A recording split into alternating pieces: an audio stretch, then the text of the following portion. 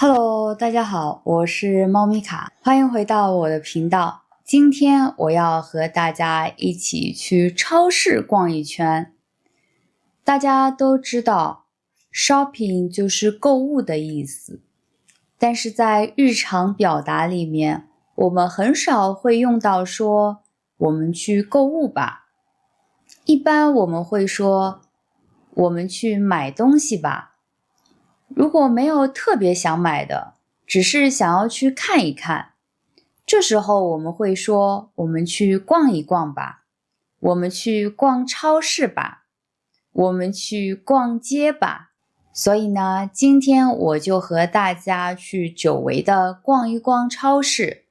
我妈妈会和我一起去逛超市，因为她在今年过生日的时候收到了他的公司给他的生日福利，这是一张购物卡，我们正好今天可以把这张购物卡给用掉。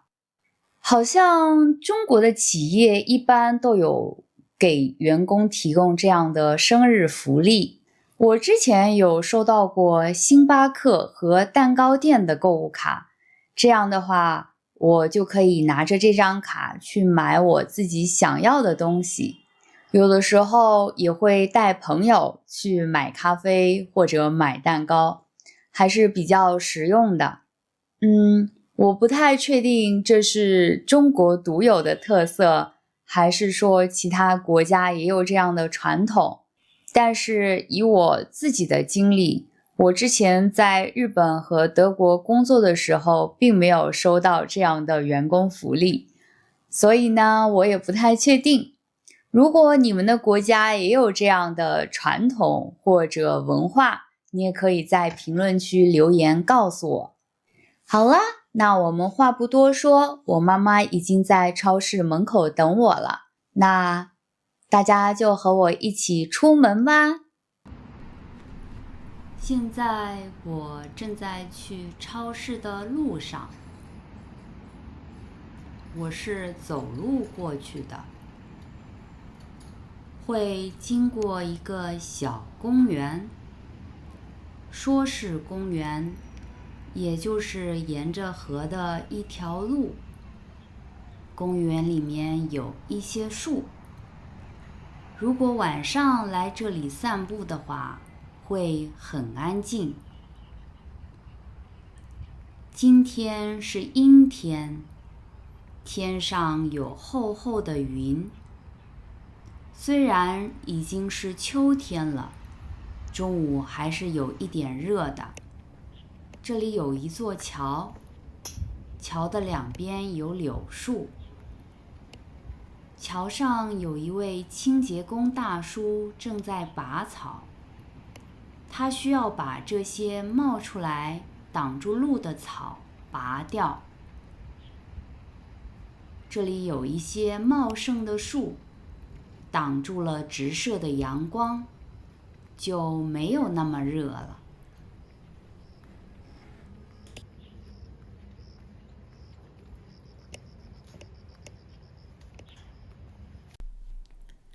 我已经到超市门口啦，我的妈妈推了一辆车。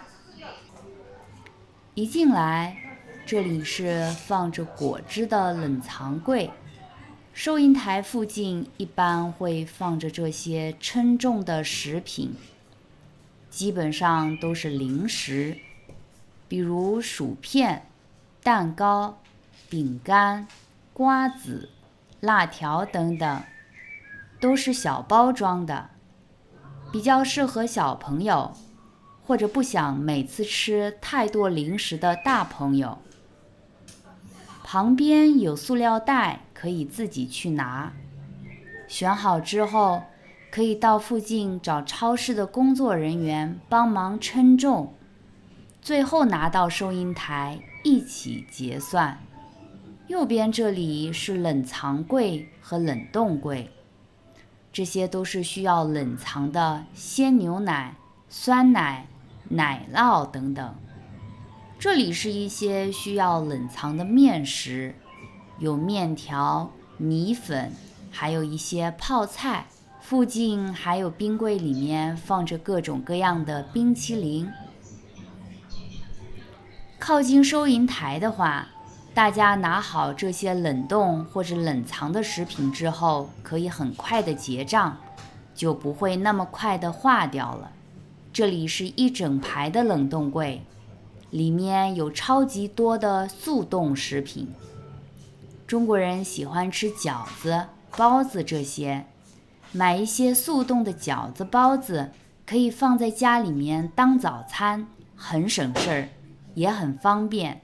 这些是需要称重的五谷杂粮。大家现在都很注重养生，吃杂粮会比单独的吃大米等精致食物要健康一些。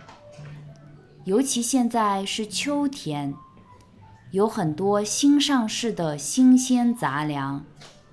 天气比较干燥，我们自己也会用这些杂粮煮一些汤汤水水的，补充水分。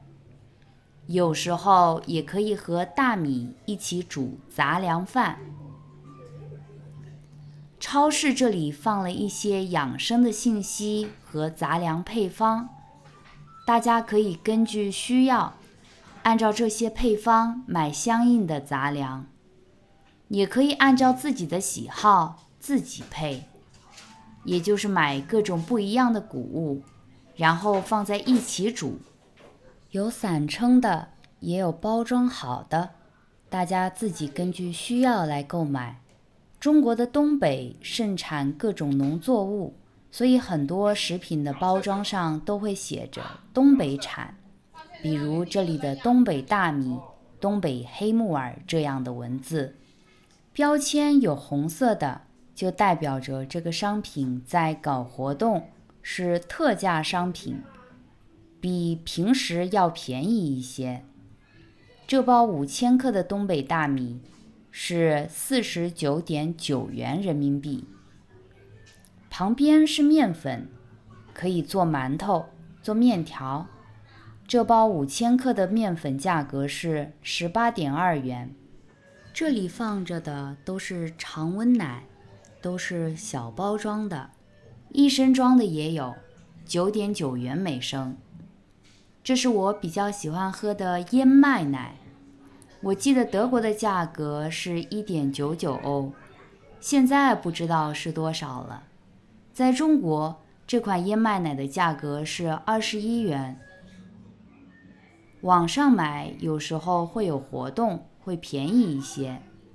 这个用来做咖啡特别好喝。现在大家看到的都是一些方便食品，这是自热火锅，里面有一包类似于暖宝宝的材料，然后自己加热上面的食物，不用开火，很方便，味道也不错。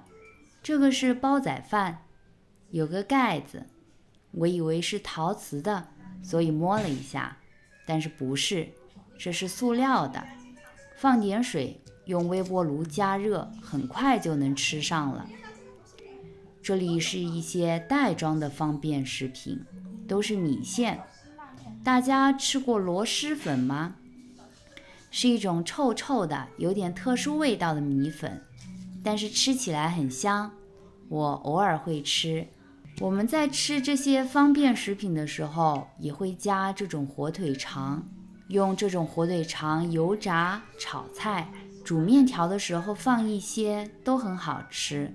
早上还可以拿它来做鸡蛋饼，我个人觉得比纯肉肠要好吃，也有可能是因为我从小吃习惯了。这边是整面墙的泡面，超多口味的。大家喜欢吃中国的泡面吗？我之前看了很多外国人吃这种泡面的视频，第一句都说有中药味，我觉得还蛮有意思的。因为我自己从来没觉得这种方便面会有中药味。我的妈妈在买挂面，这是一种干制的面食，其实和煮泡面差不多，只是泡面里面的面条油炸过，也有配好的调料，更方便一些。这种挂面是没有味道的面条，需要自己放酱油、醋等调味。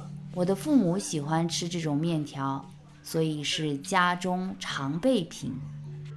大家现在看到的是琳琅满目的调味品。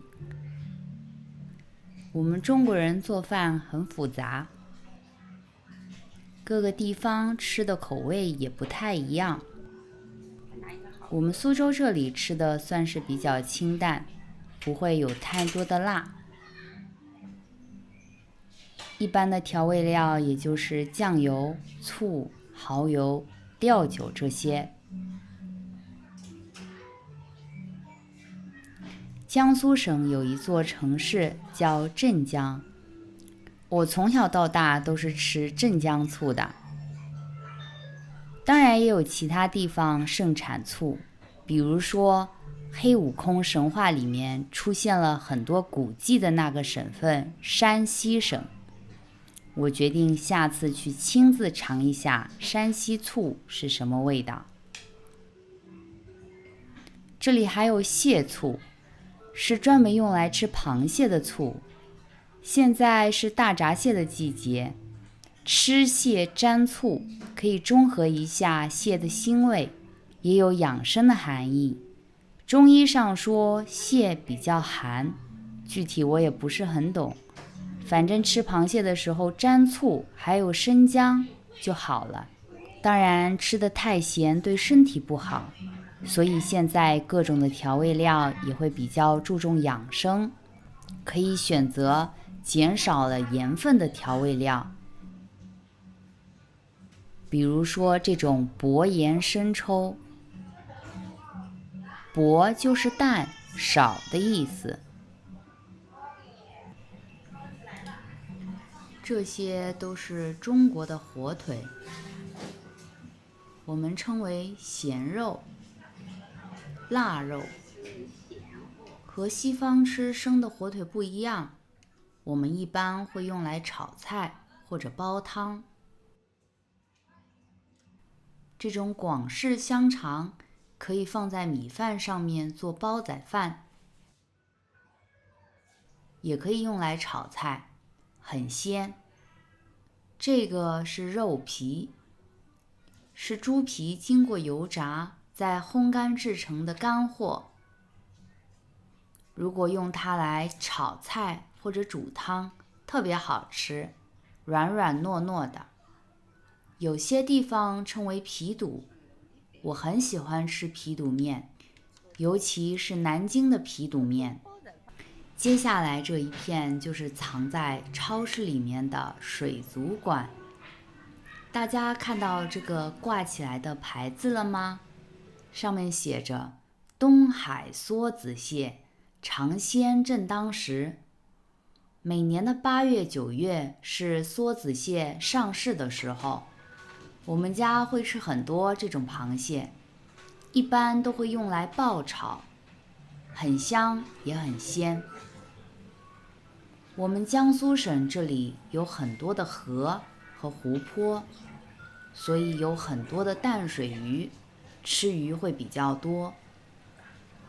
这种是黑鱼，它的身上有花纹，最适合片成鱼片，然后做酸菜鱼了。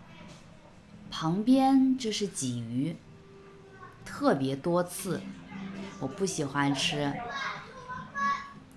这里还有鲈鱼，大家玩过动物森友会吗？是鲈鱼呀。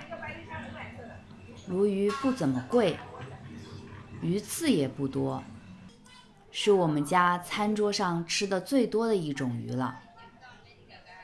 我妈妈一般都会清蒸，我个人比较喜欢吃海鲈鱼，要比河鲈更嫩一些，吃起来也没有那么重的土腥味。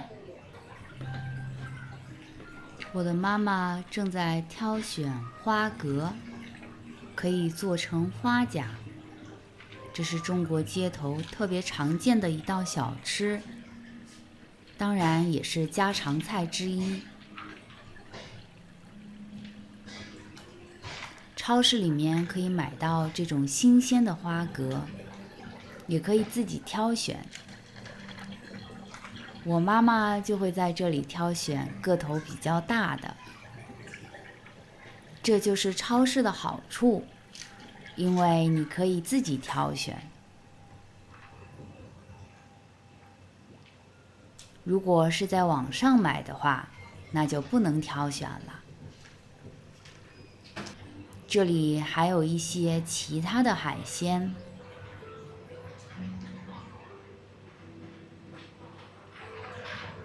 通常在中国买鱼的话，会有专门的杀鱼师傅帮我们杀好鱼。你也可以选择自己带回家杀。只不过，我觉得现在的年轻人都不太会处理鱼了，让超市的工作人员帮我们处理好，还是很好的。有的时候，如果是一条很大的鱼，师傅们还可以帮我们片成鱼片，或者剁成鱼块。这是大闸蟹，也是我们本地的特产。这个季节是吃大闸蟹的季节了。这种是养在水里面的，一般情况下都会用绳子把它们捆好，然后售卖。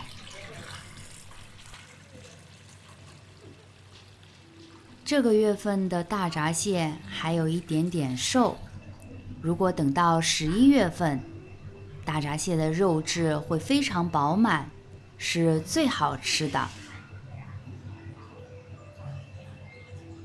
用塑料袋把想要买的散称的物品装好后，然后可以在附近找这样的超市人员，他们那边会有秤，然后请超市人员帮我们称重。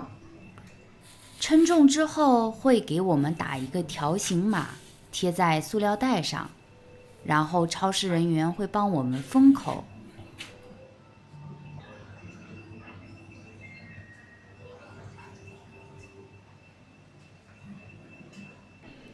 这一片就是肉柜了。首先大家看到的是鸡肉，这里有鸡的各个部分，鸡腿、鸡胸肉、鸡爪等等，可以自己挑选，让超市人员帮忙称重，或者直接买这种包装好的。这一片是猪肉的柜台，有一种猪的品种叫黑猪，黑猪肉一般会比普通的猪肉更香一些，所以价格也会更贵一些。这些都是牛肉，有我们本地产的牛肉，也有进口的牛肉，有包装好的，也有散称的。旁边也有一些羊肉，我们本地的羊肉也很出名。这里就是我提到的捆好的大闸蟹。这种螃蟹买回家之后，可以连着绳子直接放在冰箱的冷藏柜里面，可以放一段时间。想要吃的话，拿个几只放在蒸锅里面蒸一下就可以吃啦。因为母蟹有更多的蟹黄，口感也会不一样，所以大家会看到这样的标签里面标着公蟹或者母蟹。如果是在餐桌上面，大家一般都会吃一只公蟹，再吃一只母蟹，这样的话可以感受一下不同的口感。我妈妈说她今天准备炒牛杂，这是包装好的牛杂和羊杂。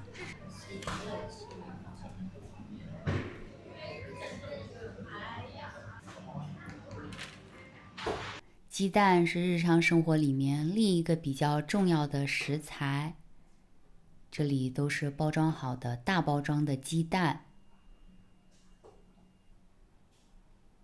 也有咸鸭蛋和皮蛋。大家有尝过咸鸭蛋和皮蛋吗？冷藏柜里面放着更多的鸡蛋，这些鸡蛋有些是必须要冷藏的，因为它是可以生食的鸡蛋。这里都是豆制品，是素食主义者的最爱。我超级喜欢吃各类的豆制品，比如说这种豆腐，这是最常见的内酯豆腐，也有这种老式的豆腐，会切成块售卖。同时，我也很喜欢吃香干，还有这种豆腐皮，炒一炒或者烫火锅都很好吃。还有新鲜的豆浆，大家喜欢喝豆浆吗？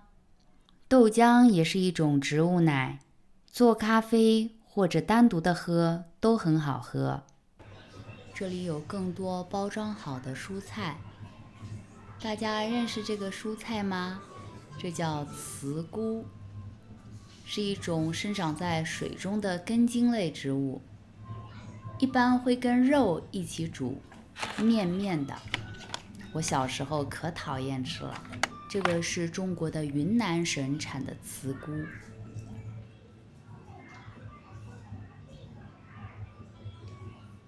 上面这个就是水红菱，是一个当季的特产。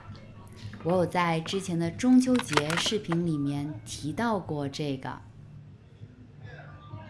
在那期视频里面提到过的食物还有这种芋奶，这个芋奶已经是削了皮的，下面是鸡头米。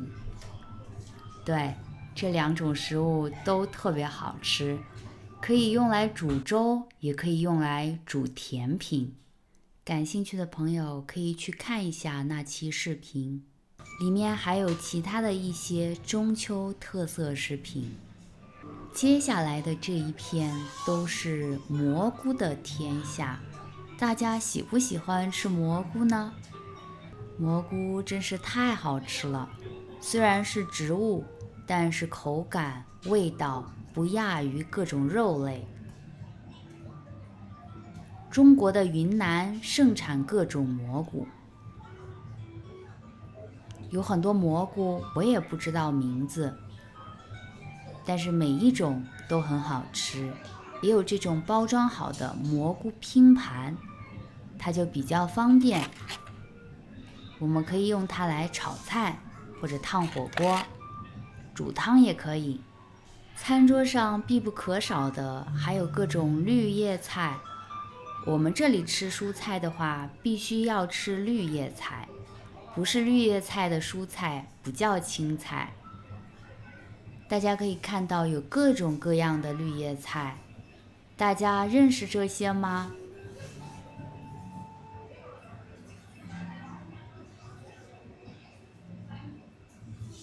这种白菜在其他国家也很常见，但是其他的菜就很少见到了。我曾经因为吃这种白菜吃吐了，所以在国内的时候我很少会吃这种白菜。我们这里会叫它上海青。这里是蔬菜的散称区，大家可以自由选择自己想要的数量，然后去称重。现在是秋天，是收获的季节，各种颜色、各式各样的蔬菜都上市了，颜色很鲜艳。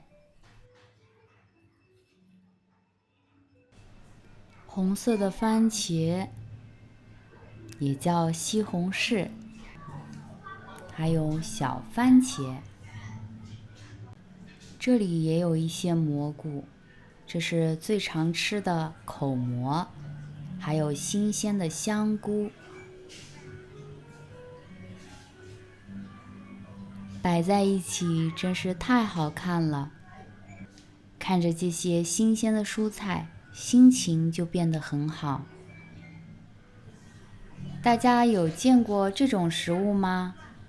这叫年糕，糯叽叽的。我们很喜欢吃这种年糕，可以用来做炒年糕，也可以烫火锅，有很多种吃法。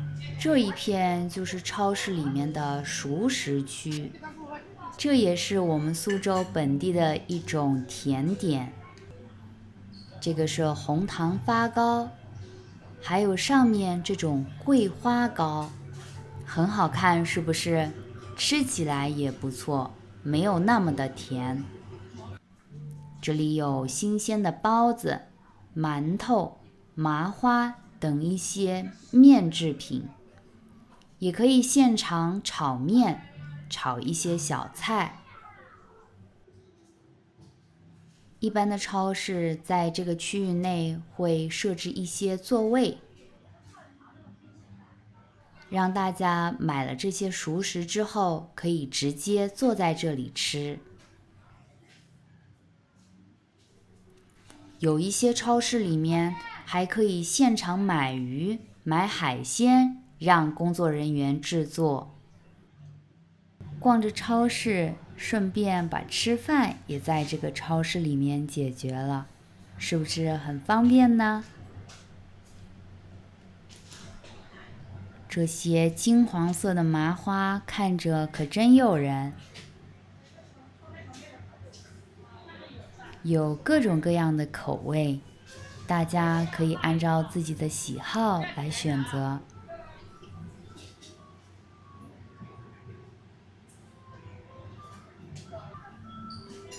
这也有新鲜的香肠。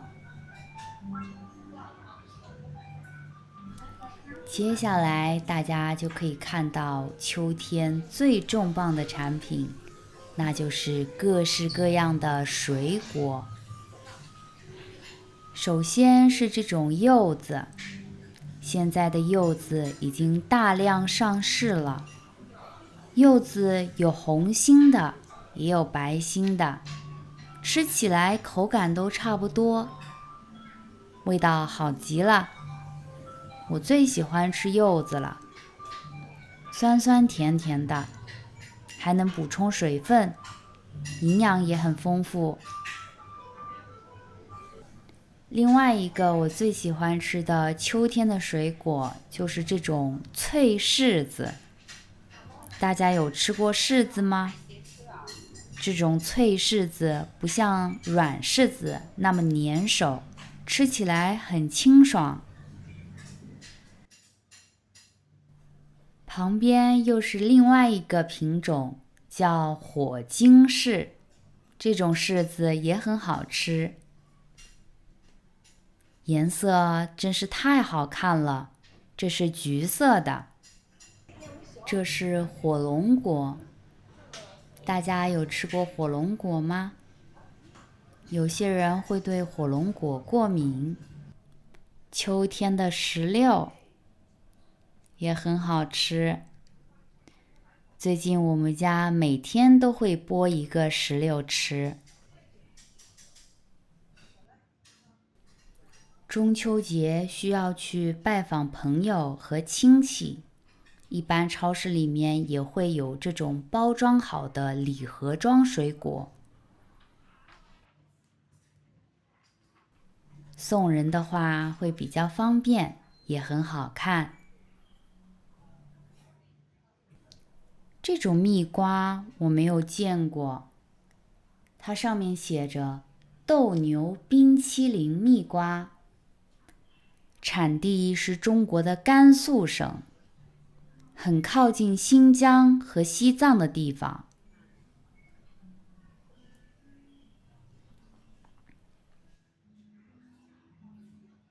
这里还有折扣商品，大家看见标签了吗？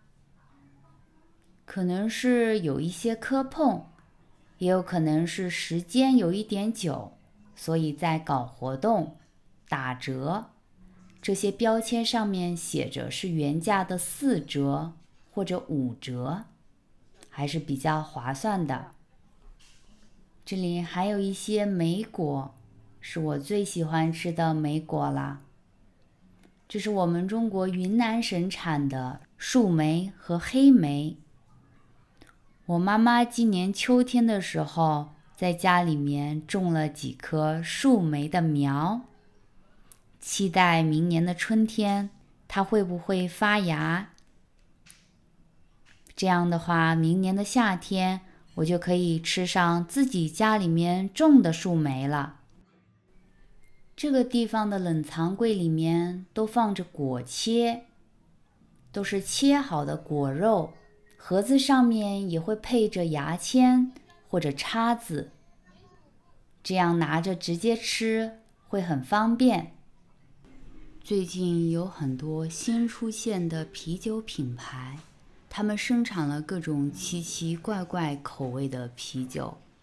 比如说，这个就是冰糖葫芦味的啤酒，还有绿豆味的啤酒。上次我喝了一种咖啡味的啤酒，但是我都不是很喜欢，我会觉得味道有一点点奇怪。啤酒当然还是喝原味的，小麦味的最好了。这里是黄酒，大家有喝过黄酒吗？这是一种大米酿造的酒，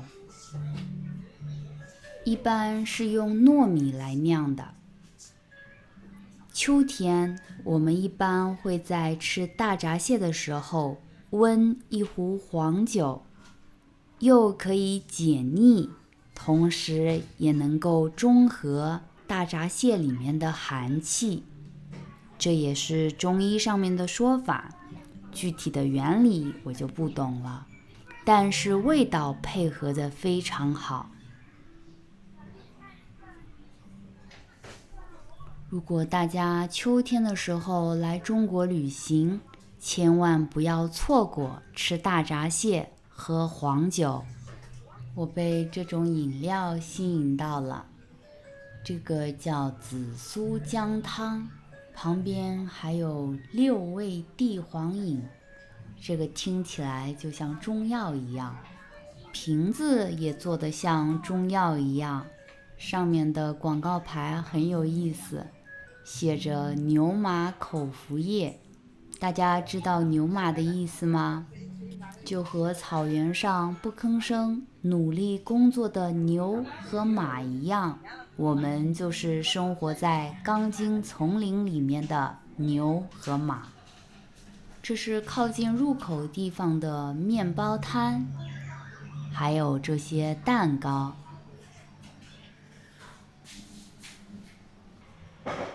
这些都是零食，不同口味的薯片。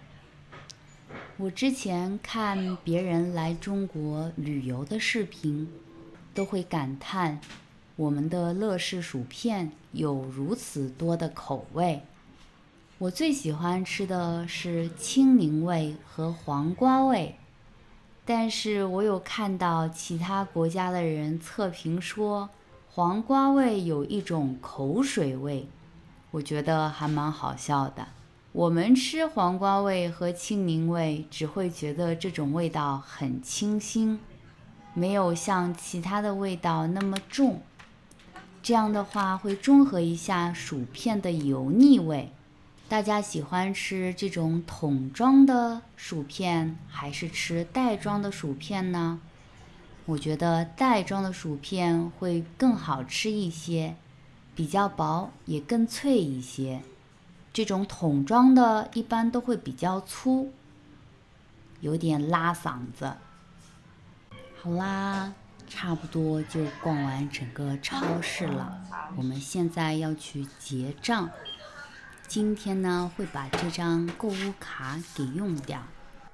这个里面的面值是100元，但是我不会用这个卡，所以喊了工作人员过来帮我。